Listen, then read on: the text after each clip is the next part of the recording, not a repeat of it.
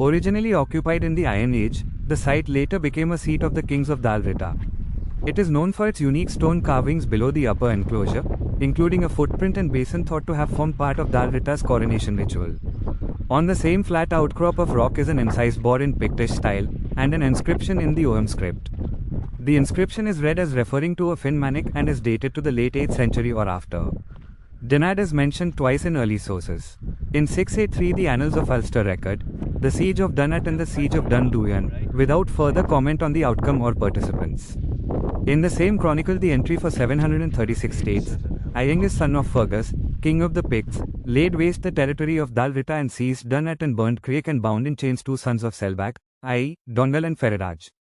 The site was occupied after 736, at least into the 9th century.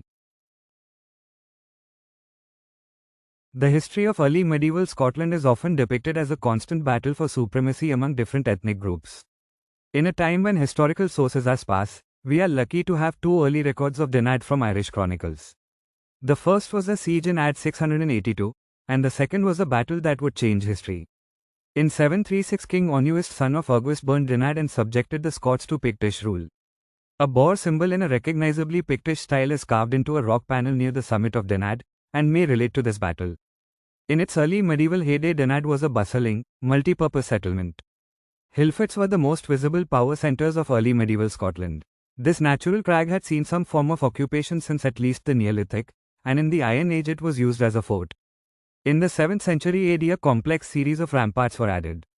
This transformed the crag into a classic, nuclear, hill fort made of several enclosed terraces. Hillforts like Dunadd look at first glance like projections of military force. They make us imagine a time so dangerous that people needed to wall themselves up atop hills to stay safe. At Dunadd we see that its location was more than just defensive. It was positioned to channel different kinds of power. Being at the boundary between multiple kindreds of Dalrita made it a shared place.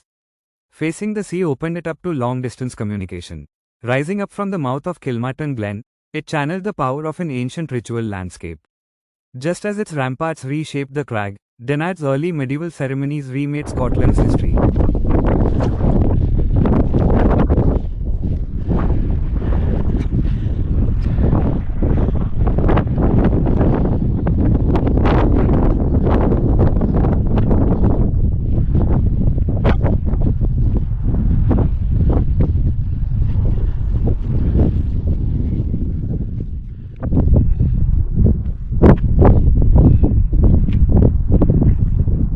That's one, so there has to be right in there over here.